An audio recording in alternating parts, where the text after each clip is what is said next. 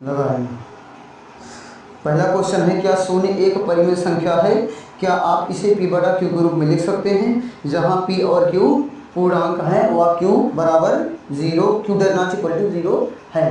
देखिए, सबसे पहले परिमेय संख्या के बारे में अगर हम समझें तो परिमेय संख्याएं ऐसी संख्याएं होती हैं जिन्हें हम अंश बटे हर में लिख सकते हैं।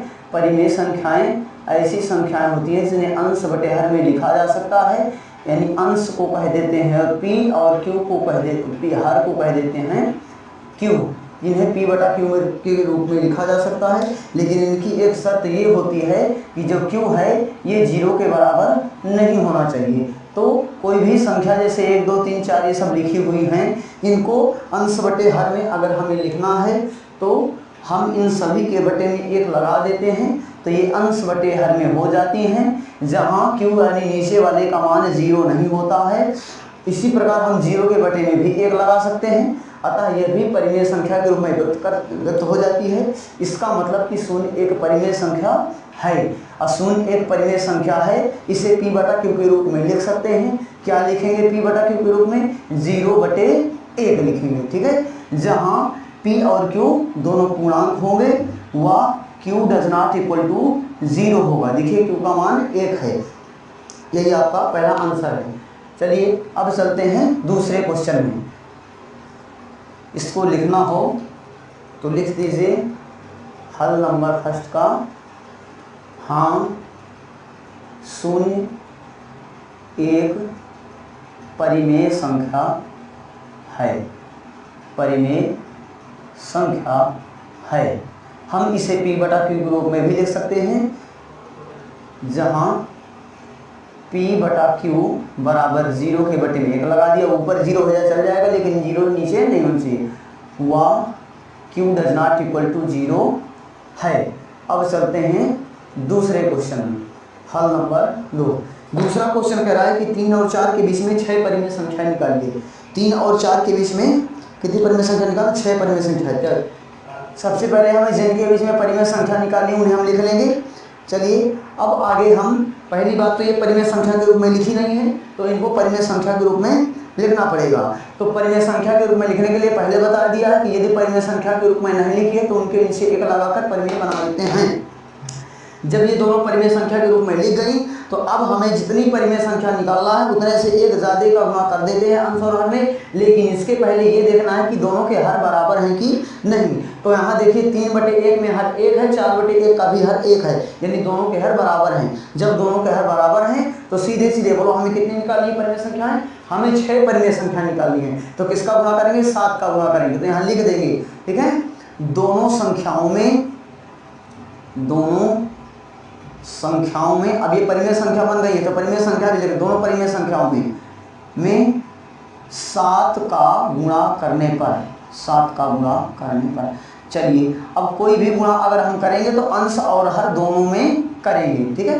तो अंश ये लिखा है 3 बटे 1, इसमें भी हमें 7 का गुणा करना है अंश में, और नीचे भी 7 का गुणा करना है। यहाँ लिखा है 4 बटे 1, इसमें भी 7 का गुणा, नीचे भी 7 का गुणा। गुणा करने के बाद जो आता है उसे लिखते हैं। बोलो क्या आएगा? 7 या 21, और बटे में आ जाएगा 7 एकम 7। फिर कामा लगा के 4 सत्ते 28, और बटे में आ गया 7 एकम 7। यहाँ मिला 21 बटे 7 और 28 बटे 7। गुणा करने के बाद जो भी मिलता है दोनों के हर सेम रहेंगे, हर में कोई दिक्कत नहीं है। हम अंश को देखते हैं कि किसका अंश छोटा है, तो जिसका अंश छोटा है उसी से आगे बढ़ चलते हैं। बोले 21 बटे 7 लिखा है, तो 21 बटे 7 के बाद क्या आ जाएगा? 22 बटे, फिर 23 बटे 7 आ जाएगा, 24 बटे 7 आ जाएगा, 25 बटे 7 आ जाएगा, और 26 बटे 7 आ जाएगा, 27 बटे 7 आ जाएगा। हमें जो है 28 बटा 7 नहीं लेना है, क्योंकि इनके 28 और 21 के बीचों बीच रहना है। और यही तुम्हारी गिन लीजिए 1 2 3 4 5 6 परिमेय संख्याएं होंगी, जो कि 3 और 4 के बीच में हैं। चलिए अब चलते हैं अगला क्वेश्चन में। अगला क्वेश्चन में बाकायदा परिमेय संख्या के रूप में निकालना तो है, लेकिन उन्हें परिमेय संख्या के रूप में इसने लिख भी दिया है। यहाँ लिखा है कि 3 बटे 5 और 4 बटे 5 के बीच में परिमेय संख्या निकालनी। इस बार 3 बटे 5 और 4 बटे 5 के बीच में 5 परिमेय संख्या निकालनी है। चलिए यहाँ अगला तीसरा नंबर का क्वेश्चन है कि 3 बटे 5 और 4 बटे 5 के बीच में इस बार हमें 5 परिमेय संख्याएं निकालनी है। मैंने कहा कि जितनी परिमेय संख्याएं निकालनी हो उससे से एक ज़्यादा का गुणा कर देते हैं, लेकिन पहले उसके हर बराबर होने चाहिए। तो इन दोनों के हर बराबर हैं, दोनों परिमेय संख्याओं के। जब हर बराबर हैं तो हम सीधे सीधे 5 परिमेय संख्या निकालना है तो 6 का गुणा कर देंगे। तो लिखेंगे कि दोनों संख्याओं में 6 का गुणा करने पर, दोनों संख्याओं में 6 का गुणा करने पर, जब गुणा करेंगे तो अंश और हर दोनों में गुणा होगा। जैसे लिखा है 3/5, इसमें भी हमें 6 का गुणा ऊपर किया नीचे किया। 4/5 लिखा है, इसमें भी 6 का गुणा ऊपर 6 का गुणा नीचे किया। गुणा करने के बाद क्या मिला, बोलो 6 त्रिक 18 और 6 पंचे 30, यहाँ मिला 18/30 और यहाँ मिला 4 छंग 24 और बटे में 5 छका 30। गुणा करने के बाद देखो यहाँ भी हर बराबर मिल रहा है, हर बराबर होंगे। गुणा करने के बाद जिसका अंश छोटा उसी से आगे बढ़ चलना है हमें। तो 18/30 है, 18/30 के बाद क्या आएगा, 19/30 आ जाएगा, फिर 20/30 आ जाएगा, फिर 21/30 आ जाएगा, फिर 22/30 आ जाएगा और फिर 23/30 आ जाएगा। हमें 24/30 नहीं लेना है, हमें इनके बीच में रहना है। और यही है हमारी 3/5 और 4/5 के बीच में 1 2 3 4 5 परिमेय संख्याएं। तो हम लिख भी सकते हैं यहाँ, अतः 3/5 व 4/5 के बीच की 5 परिमेय संख्याएं, 5 परिमेय संख्याएं, बोलो कौन कौन सी है, ये है तो इनको नीचे उतार सकते हैं, ये हैं। चलिए अगला क्वेश्चन लिखा है, नीचे दिए गए कथन सत्य है या असत्य है, इन पर हमें विचार करना है। ये सत्य है कि सत्य है। चलो पहला नंबर दिया है, प्रत्येक प्राकृतिक संख्या एक पूर्ण संख्या होती है। प्रत्येक प्राकृतिक संख्या एक पूर्ण संख्या होती है। ये सत्य है कि असत्य है, ठीक है। तो अगर हम बात करें प्राकृतिक संख्याओं की, यहाँ पर अगर लिखें प्राकृतिक संख्याएं, प्राकृतिक संख्या की बात करें तो प्राकृतिक संख्याएं 0 को छोड़कर जितनी भी संख्या होती है सब प्राकृतिक संख्या होती हैं। जैसे आ गया पहला 1 2 3 4, ये सब प्राकृतिक संख्याएं हैं। दोबारा नंबर में अगर हम बात करें पूर्ण संख्याओं की, पूर्ण संख्याएं कौन कौन सी होती हैं, पूर्ण संख्याएं 0 सहित सभी संख्याएं पूर्ण संख्या, 0 1 2 3 4 ये सब पूर्ण संख्याएं हैं। आप यहाँ देख रहे हैं कि जो प्राकृतिक संख्याएं लिखी हैं वो सब की सब पूर्ण संख्याओं के अंतर्गत आ गई हैं और उसमें 0 और एक्स्ट्रा में आ गया है। ये कह रहा है कि क्या प्राकृतिक संख्या, प्रत्येक प्राकृतिक संख्या पूर्ण संख्या है। तो जितनी भी प्राकृतिक संख्याएं सब पूर्ण संख्याएं हैं। इसका मतलब कि प्राकृतिक संख्याएं पूर्ण संख्याएं, प्राकृतिक संख्याएं जो पूर्ण संख्याओं के अंतर्गत आ जाती हैं। जो पूर्ण संख्याओं का संग्रह है उसमें प्राकृतिक संख्याएं भी आ जाती हैं। इसका मतलब हमारा पहला आंसर सही है।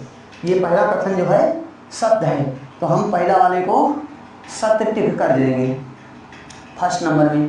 अगला चलते हैं, दोबारा में लिखा है प्रत्येक पूर्णांक एक पूर्ण संख्या होती है। प्रत्येक पूर्णांक एक पूर्ण संख्या होती है, दूसरा नंबर कह रहा है। अगर हम बात करें पूर्णांकों की बात करें तो जितनी भी संख्याएं लिखी होती हैं 1 2 3 4 5 6, इन सब में अगर हम प्लस और माइनस लगा दें तो यही सब पूर्णांक बन जाते हैं, ठीक है। जैसे हमें प्लस का 3 पूर्णांक है, माइनस का 3 पूर्णांक है, प्लस का 4 पूर्णांक है, माइनस का 4 पूर्णांक है, माइनस का 1 पूर्णांक है, ठीक है। यानी प्लस माइनस लग गया तो पूर्णांक, अगर प्लस लगा है तो धनात्मक पूर्णांक और माइनस लगा है तो ऋणात्मक पूर्णांक बन जाता है। अब बात करते हैं पूर्ण संख्याओं की। पूर्ण संख्या आप पढ़ ही चुके हैं, 0 सहित सभी संख्याएं पूर्ण संख्याएं हैं, ठीक है। लेकिन बात ये होती है कि पूर्ण संख्याओं में हमेशा क्या लगा रहता है, प्लस लगा रहता है।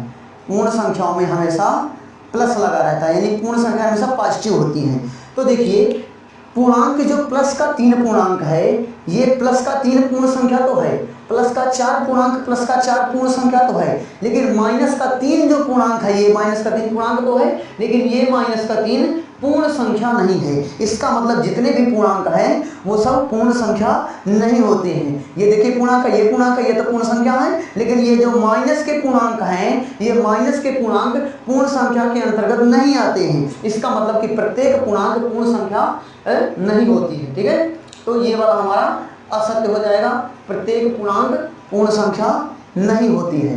तो सेकंड नंबर का हमारा असत्य हो जाएगा। चलिए आगे चलते हैं थर्ड नंबर के क्वेश्चन में। थर्ड नंबर में क्वेश्चन में दिया है प्रत्येक परिमेय संख्या एक पूर्ण संख्या होती है। प्रत्येक परिमेय संख्या एक पूर्ण संख्या होती है। अगर आप बात करें परिमेय संख्या की तो मैंने पहले बता दिया है, जितना भी अंश बटे हर में लिखा होता है वो सब पूर्ण संख्या होती है। ये सब पूर्ण संख्या परिमेय संख्या लिखी हैं, ये सब परिमेय संख्या हैं। अब अगर प्रत्येक परिमेय संख्या पूर्ण संख्या होती है, पूर्ण संख्या की बात आप कर ही चुके हैं। पूर्ण संख्या के बारे में देखें तो 0, 1, 2, 3, 4 ये सब पूर्ण संख्याएं हैं, ये सब पूर्ण संख्याएं हैं। अगर हम ये जो परिमेय संख्याएं लिखी हैं इनको काटें, जैसे 3 दूनाई 6, क्या आया 2, ये 2 हमारा पूर्ण संख्या के अंतर्गत आ जाता है। इसका मतलब ये 6/3 परिमेय संख्या है, ये हमारी पूर्ण संख्या है। लेकिन अगर 4/2 को देखें तो ये भी हो जाएगा, 2 दूनी 4, आंसर आया 2, ये 2 हमारा पूर्ण संख्या है। यहाँ पर अगर हम लिख दें 18/2 तो 2 नाम 18, जो 9 आया ये 9 भी हमारा पूर्ण संख्या के अंतर्गत आ जाएगा, क्योंकि ये पूर्ण है। पूर्ण संख्या दशमलव में नहीं होती है और माइनस में नहीं होती है और अंडर रूट में नहीं होती है। अगर अंडर रूट में लिखा है तो उसका पूर्ण वर्गमूल निकलना चाहिए। जैसे ये 9 लिखा है, ये 9 का वर्गमूल निकल आएगा 3, तो ये तो पूर्ण संख्या बन जाएगी। लेकिन यहीं पर अगर लिख जाए अंडर रूट 5, इसका कोई वर्गमूल नहीं निकलता, ये पूर्ण संख्या नहीं होगी। ठीक है, तो जितने भी परिमेय संख्या होती है वो सब की सब पूर्ण संख्या नहीं होती है। क्यों? क्योंकि जो 5/2 है ये तो परिमेय संख्या है, लेकिन अगर हम इसको काटेंगे तो ये 2 दूनी 4 और दशमलव में 5 आ जाएगा, तो 2.5 पूर्ण संख्या थोड़े है। ये यहाँ पर हमने 9/3 को काटा था, 3 का 9 आ गया था। 3 तो परिमेय संख्या थी, लेकिन ये परिमेय संख्या नहीं है, पूर्ण संख्या नहीं है। इसका मतलब सब की सब परिमेय संख्याएं पूर्ण संख्या नहीं होती हैं। कुछ पूर्ण परिमेय संख्या जो है पूर्ण संख्याएं होती हैं। ये 1.1 प्रश्नावली यहाँ से आपकी खत्म हुई। अब आप सभी लोग कल फेयर में लगा करके इसको दिखाएंगे।